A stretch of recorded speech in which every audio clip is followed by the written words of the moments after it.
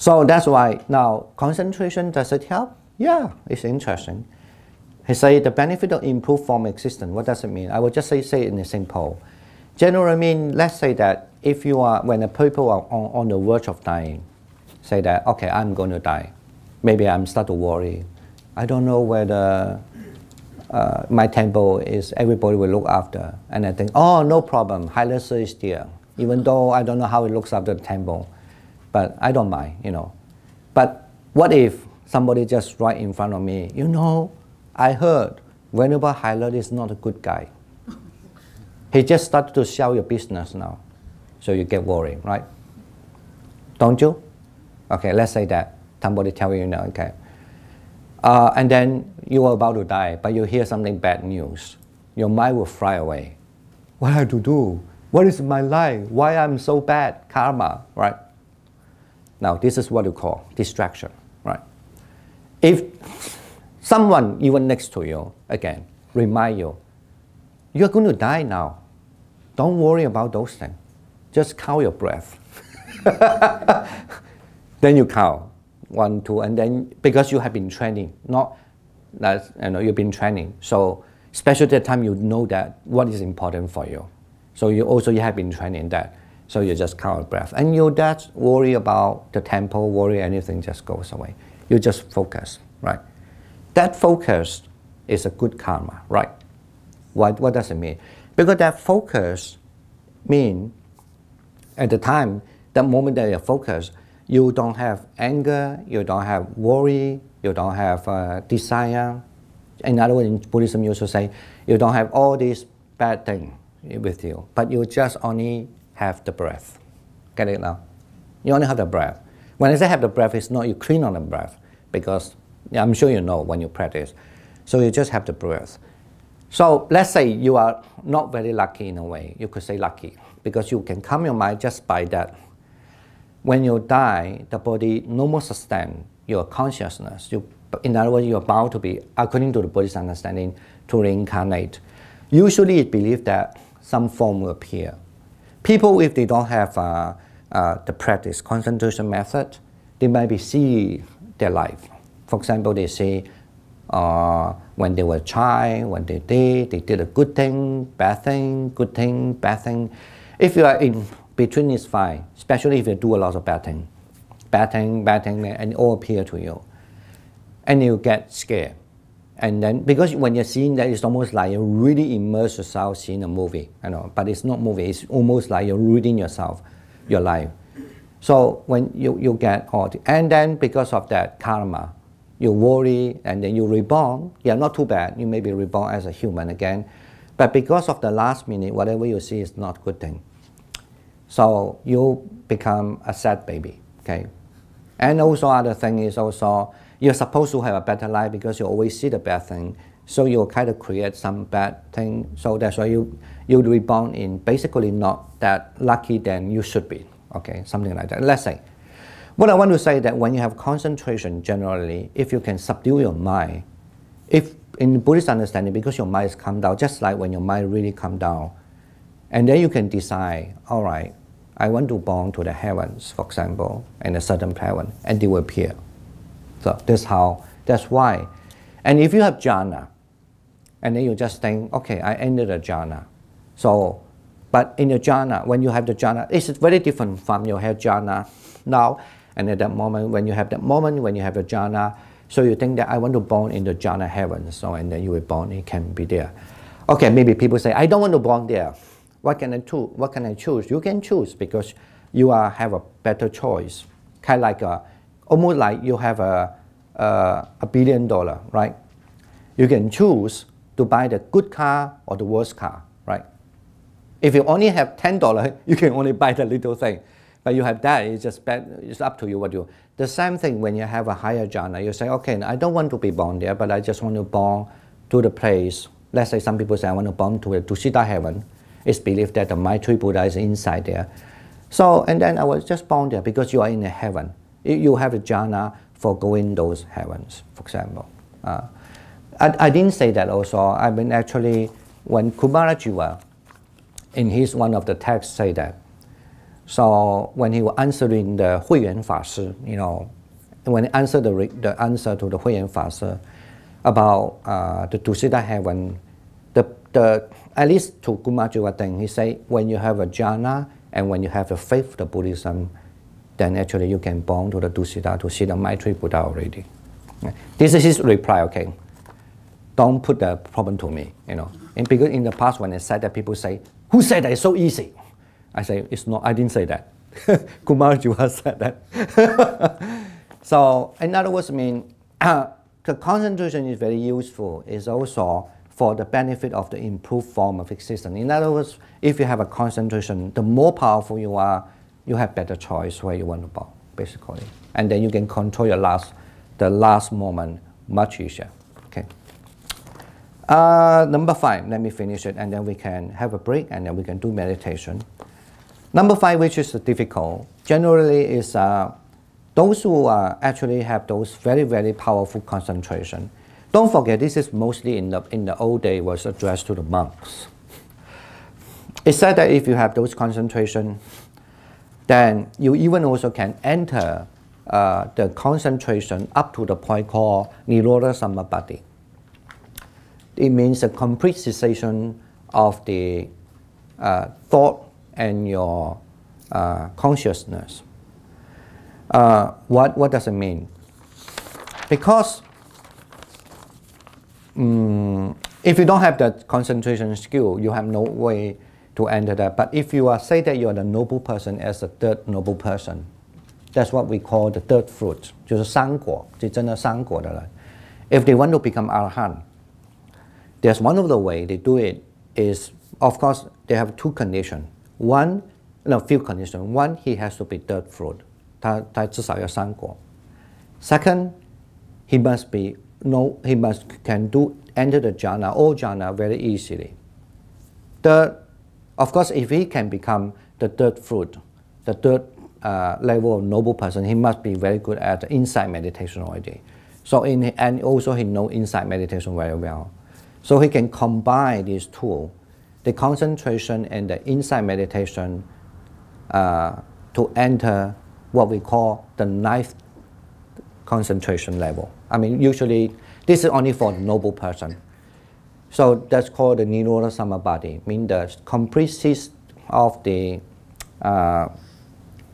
consciousness and the thought. When they emerge from that jhana, right that moment when they emerge, they will see the impermanence, very, very quick moment, and they become arahant. So that's one of the benefits for the concentration who really want to attain the arahantship also. I mean, this is maybe just out of your concern at all, but I'm just saying that this for very, very advanced, I mean like almost like a Buddha. How you can be a Buddha last moment? It's because you will be able to enter that,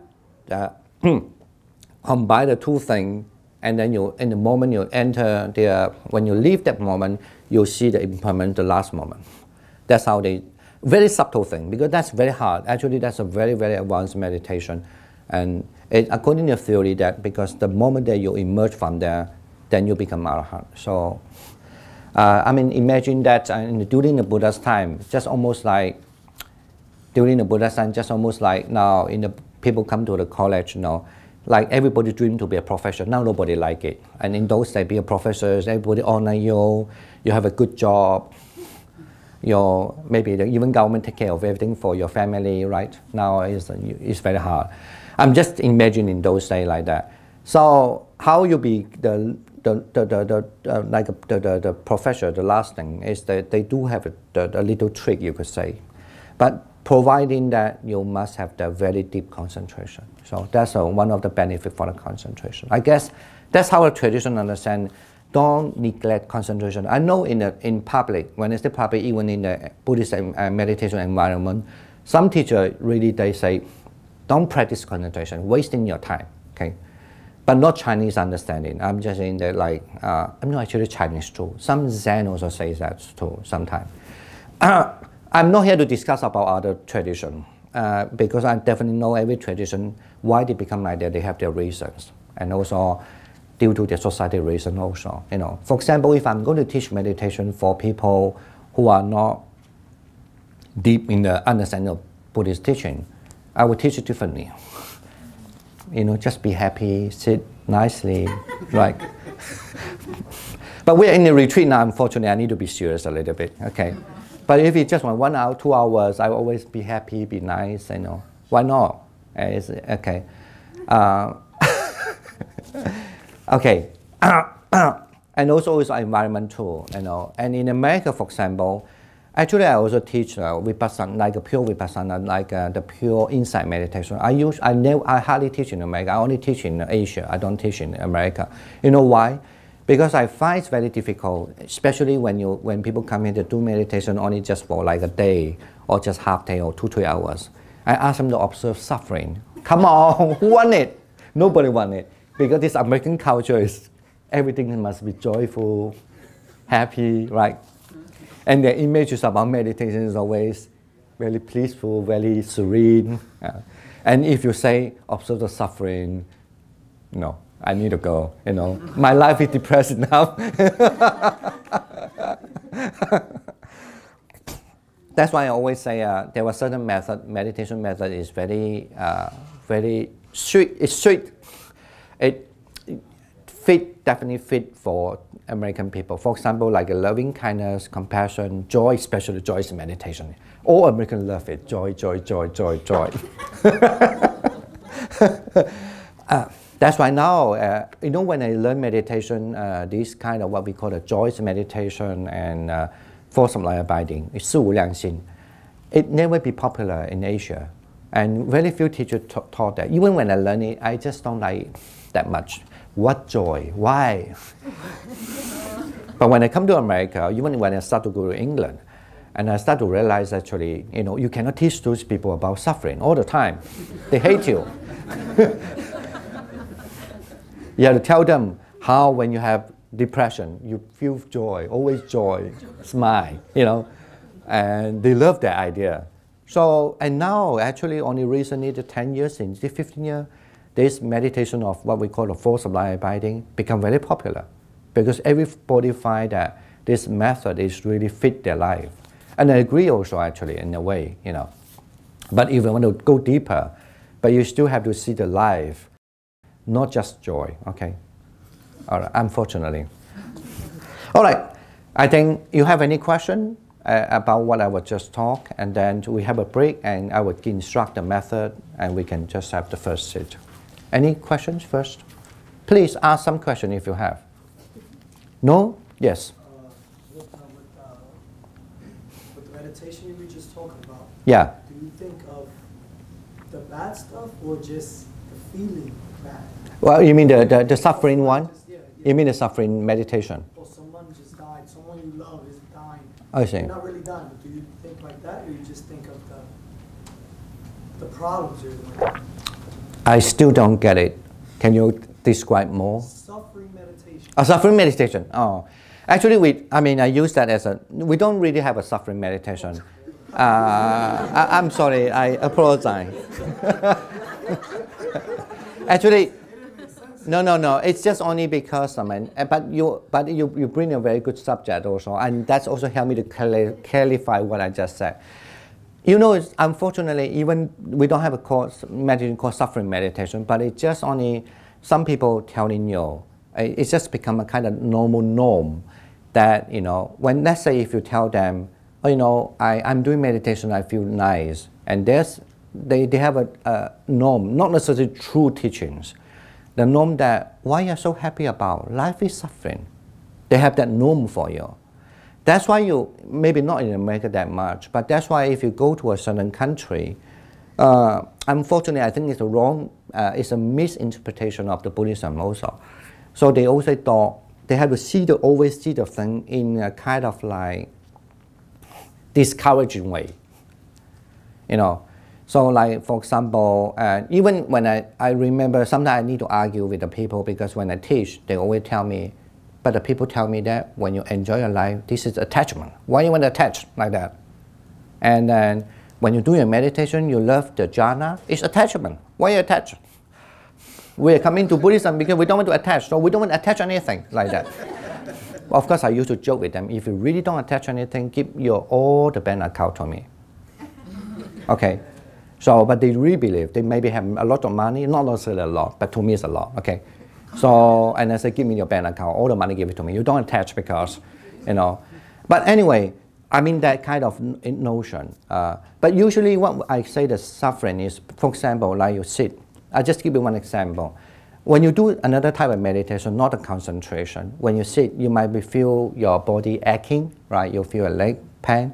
Actually, that meditation, you not neglect it. You need to look at it. When it pain, you have to see how the pain comes, what kind of pain. You know, usually we feel that the leg is like, first, say that I sit this way, and then I feel here is a little heavy. The pain comes because you start to feel like electricity, and sometimes the pain is like a ping. You need to observe that.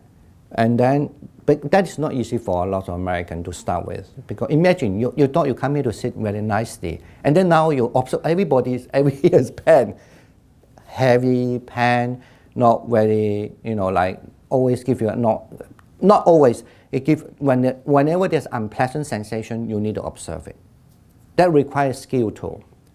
To Buddhism, actually, when you want to do insight meditation, you cannot select, I only observe the happiness one, then I don't observe the not happiness one, like the pleasant sensation, but you also have to observe the unpleasant sensation. But I guess for a beginner, for Americans, it's very hard to do that. And I'm sure everybody will run away from meditation. I thought meditation gives you very peaceful, nicely, and now you feel like, then I recognize more pain in my body. No, but actually they help you to look at that, and then you start to see, even the pain comes, the sensation comes, they always have the four elements there going on. Like sometimes feel like a hot, like a fire. Sometimes it's move. Not water usually give you pleasant sensation, but sometimes it can be like a wind, like, how to say, kind of like piercing your bone, like that. You need to observe that. So in order, in the later stage, you become not to attach the physical body in a way.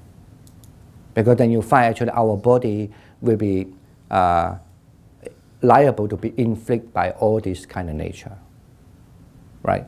When you sit longer, this kind of sensation definitely will come. That four element will change in a way, and so forth. That's called insight meditation. Okay. All right. Yes. So for this kind of meditation, like that we are practicing today, what is the best for somebody that is a beginner like me? What is the best way to do it? Just we are going to teach that, because actually we did teach that yesterday. We start yesterday, right? Friday. But anyway, I would say that again after the break. Yeah. So, but my question is, so yes. I was here yesterday, but my question is, yes. Like when I start my breathing, you know, feeling the air, should I think that I want concentration, or no? What it should be my You just follow the steps. You just follow the step. Of course, your consciousness, you understand you're practicing because you want to reach concentration.